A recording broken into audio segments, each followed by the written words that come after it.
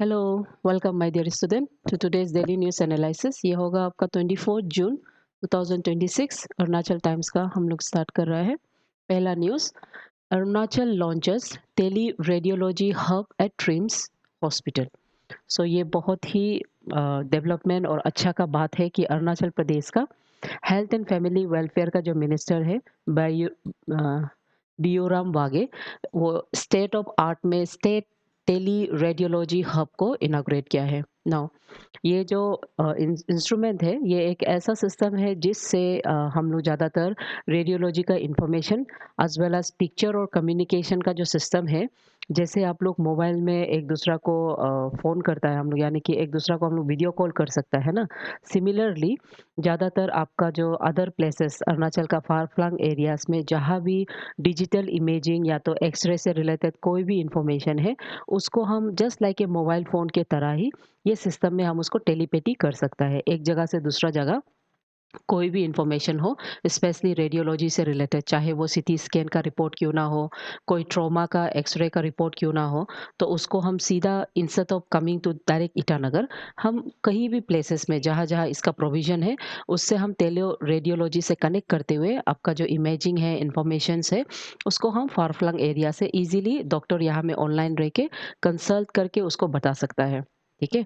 तो ये आपका नेशनल हेल्थ मिशन के अंदर में इसको डेवलप किया गया है और इससे एक digital network specially remote health care centre in Arunachal Pradesh, उसको डेवलप किया जा रहा है। ठीक है? So remember, images like X-ray and CT scan को कहीं भी जगह से आप लेते हुए ऑनलाइन के थ्रू ट्रिम्स का स्पेशलिस्ट रेडियोलॉजिस्ट से आप कंसल्ट कर सकता है। ठीक है? सो ये एक ऑनलाइन मेडिकल हेल्प के तौर पे आप देख सकता है। डन। उसके अलावा एडिशनल लॉन्च में ये जो मिनिस्टर है हमारा हेल्थ मिनिस्टर, वो colour coded sets of bedsheet and pillow, ये पिलो कवर स्ट्रीम्स में उन्होंने डिस्ट्रीब्यूट किया, इंट्रोड्यूस किया है, ताकि इस तरह से हॉस्पिटल को एक प्रॉपर हाइजीन के साथ एंड एक्सपांशन जो प्लान हो रहा है हॉस्पिटल का, उस बेस पे फीडबैक के बेस पे किया जाएगा। डन। सो रिमेंबर, टेलियो रेडियोलॉजी को सबसे पहले 1948 में ग्रुप ऑफ रेडियोलॉजिस्ट लोग इसको ट्राई किया है। उन्होंने क्या किया है, पेनिनसेल्वेनिया बोल के एक जगह है, वहाँ से सक्सेसफुली एक्सरे का इमेज को through telephone liar wire line से, यानी कि आपका एनालॉग सिग्नल्स के थ्रू आपका फिलाडेल्फिया का हॉस्पिटल जो अराउंड 24 माइल्स में है, उसको सेंड करके सक्सेसफुली वो लोग कन्वर्ट किया है। उसके बाद आगे जाके 2000 में यूएस यही टेक्निक को यूज़ करते हुए टेलो रेडियोलॉजी को नाइट हॉक सर्विस में उन्होंने यूज़ किया है, जहाँ पे वो ओवरनाइट कोई भी any types of trauma burnout या तो स्कैन्स होता है, उसको डिफरेंट प्लेसेस जैसे कि Australia, Switzerland and even India में भी उसको सेंड करने का सक्सेसफुल फिनोमिना रखा गया है। ठीक है? सो रिमेंबर, ये एक मॉडर्न टेक्नोलॉजी है जो डाइकोम यानी कि digital imaging and communication in medicine, ये सिस्टम को वो यूज़ करता है, जहाँ पे आपका जो एनालॉग के फॉर्म पे इमेज एक जगह से दूसरा जगह ट्रांसफर होता है। ठीक है? नेक्स्ट,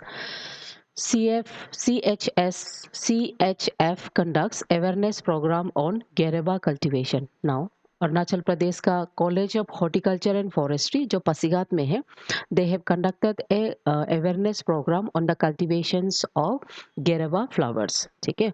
और ये कल्टीवेशन का प्रोग्राम उन्होंने कृषि विज्ञान केंद्र लोंगडिंग डिस्ट्रिक्ट ऑफ अरुणाचल प्रदेश में किया गया है। तो यहाँ पे अवेयरनेस प्रोग्राम में स्पेशली फ्लोरिकल्चर्स को लेके, यानी कि फ्लावर कल्टीवेशंस को लेके किस तरह से उसको कमर्शियल लेवल में हम डेवलप कर सकता है और आगे जाके livelihood of the local farmer से उसको मतलब इंक्रीज कर सकता है। दूसरा, ये कल्टीवेशन और ये अवेयरनेस प्रोग्राम में वुमेन एम्पावरमेंट को लेके स्पेशली फ्लावरिंग के थ्रू किस तरह से वुमेन अपना इकोनॉमी को डेवलप करता है, उसके बारे में इसको सिखाया गया है ये अवेयरनेस कैंप को। ठीक है? So this is the picture of गेरेवा। अगर आप ध्यान से देखें, you will find it looks almost like a chrysanthemum, लेकिन ये क्रिसैंथेमम नहीं है, but they belong to the same, मतलब almost same family, they belong to the same family. ठीक है? तो ये आपका कॉम्पोसिटा फैमिली से बिलोंग करता है एंड करेंटली ग्लोबली ये सबसे फिफ्थ मोस्ट यूज फ्लावर बोल के जाना जाता है। दुनिया में सबसे ज़्यादा फ्लावर रोसेस यूज़ किया जाता है ऑर्नामेंटेशन के लिए, फिर कार्नेशंस, क्रिसेंथेमम, टुलिप्स एंड उसके बाद आपका गेरवा फ्लावर्स।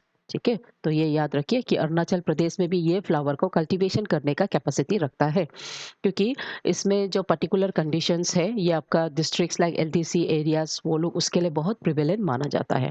ठीक है, एंड दूसरा सॉइल कंडीशन, ये बहुत ही रेड लिटरेट सॉइल्स होता है, ये उसका बहुत अच्छा कंडीशन, फेवरेबल सॉइल कंडीशन माना जाता है। एंड ज़्यादातर सॉइल का पीएच रेंज में 5.5 से 6.5 का रेंज में ये स्ट्रिक्टली ग्रो करता है। ठीक है, तो इसको डेवलप करने से आगे जाके इसको प्रोपोगेशन या इरिगेशन सीड के थ्रू इसको डिस्ट्रीब्यूट भी करता है, तो इससे जो कमर्शियल लेवल में स्पेशली फ्लोरिकल्चर्स लोग के लिए ये अच्छा कल्टीवेशन, अच्छा सोर्स ऑफ इकोनॉमी बन सकता है। ठीक है, नेक्स्ट, बेलिंग द इलीगल कैट, ये जो फ्रेजेस है इसको पढ़ते ही आप समझ गया होगा कि illegal mean something that is outside the law, है ना, अगेंस्ट द लॉ, तो उसको किस तरह से बेल बांधना है, जैसे ये स्टोरी से रिलेटेड है। तो अभी हम देखेंगे कि ये किसके बारे में बोल रहा है। तो ये जो आर्टिकल है this was written by Poonam Kaushik, और ये इंडिया का करेंट सबसे इम्पोर्टेंट क्राइसिस इलीगल माइग्रेशन जो होता है, जो आपका बांग्लादेश और म्यांमार से आ रहा है, उसके बारे में वो एग्जामिन करता है, बताता है कि किस तरह से intense political, social and security dynamics उसको सराउंड करता है। ठीक है, तो ये जो टॉपिक है ऑब्वियसली प्रीलिम्स में कम आने का चांसेस है, but such topics are considered as one of the most important points in the mains exam of the GS paper 2। ठीक है, तो as of now our current BJP government का एक स्ट्रेटेजी है जिसको हम 3 Ds बोलता है। तो इलीगल इमिग्रेशन के लिए वो 3 Ds यूज कर रहा है, and these are detect, delete and deport. ठीक है, तो इसमें स्टैटिस्टिकली एंड डेमोक्रेटिक इम्पैक्ट उसके बारे में बताया है कि कैसे over the year undocumented Bangladeshis around 3 millions and around 10 lakhs, sorry 3 million and about 10 lakhs of the Burmese Chinese are present here, and उसके बाद around 11,000 of 886 Rohingya Muslims are estimated to be present all over the India। तो ये India का बहुत सा district जैसे कि बिहार में, वेस्ट बंगाल में, नॉर्थ ईस्टर्न स्टेट में, राजस्थान, दिल्ली, महाराष्ट्र तक भी ये लोग का कंसंट्रेशन देखने को मिला है।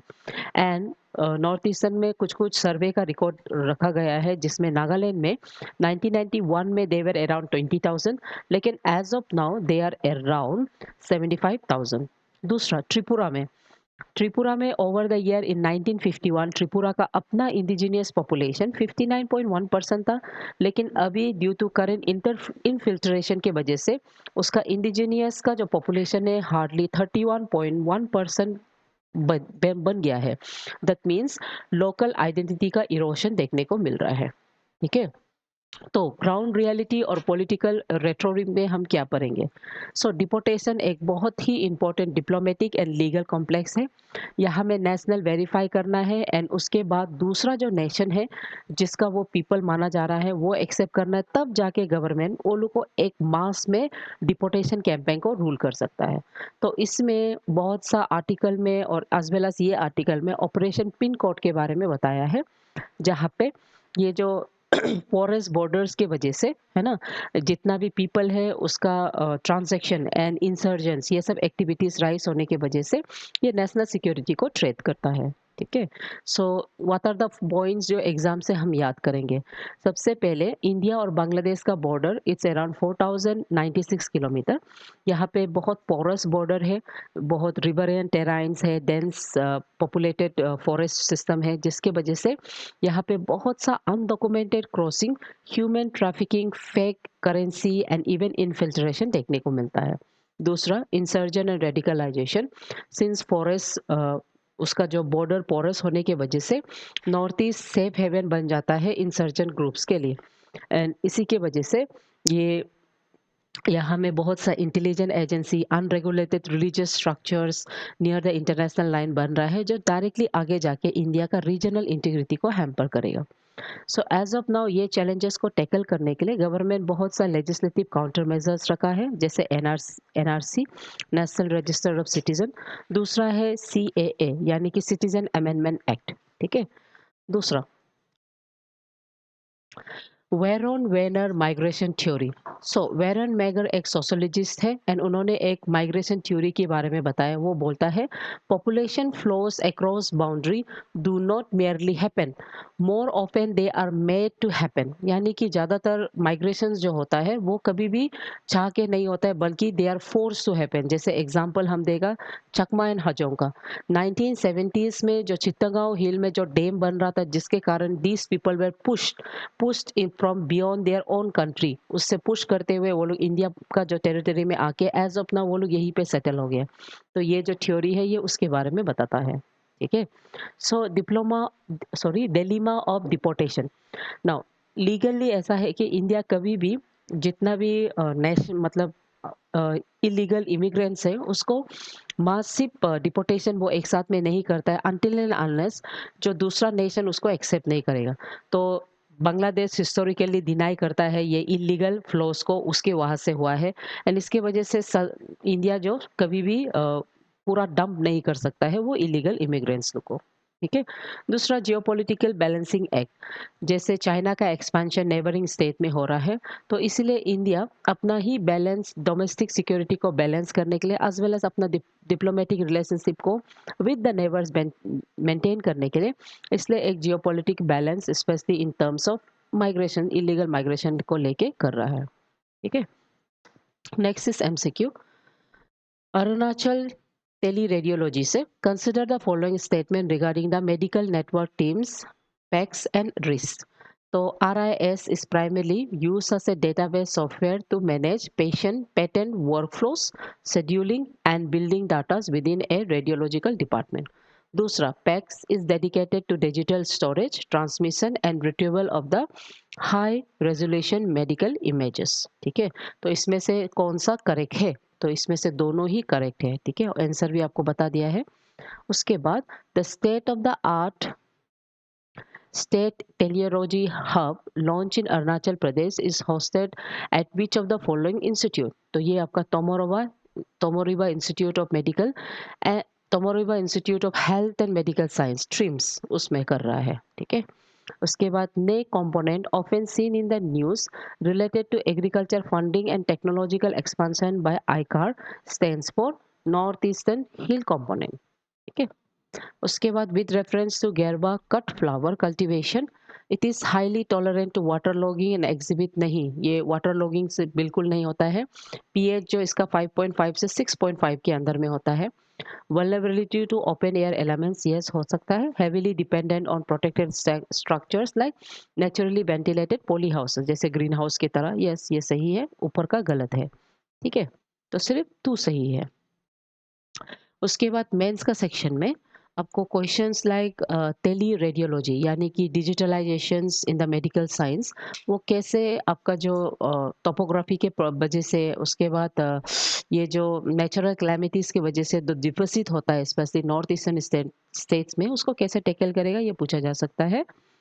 उसके बाद दूसरा क्वेश्चन है फ्लोरोलॉजी को लेके। जैसे फ्लोरल कल्चर हो गया है वो एक बहुत ही अच्छा इनिशिएटिव है एंड उससे नॉर्थ ईस्ट का जैसे एरिया है जैसे आपका अरुणाचल प्रदेश उसमें कॉमर्शियलाइजेशन करने से कितना बेटर होगा, इकोनॉमिक डाइवर्सिफिकेशन को लेके क्वेश्चन पूछा जा सकता है। ठीक है। उसके बाद थॉट ऑफ द डे है I learn a long time ago that there is something worse than missing the goal and that is not pulling the trigger. Mia Hamm. Okay, so with this thought my dear student आप लोग पढ़ते रहिए। Thank you.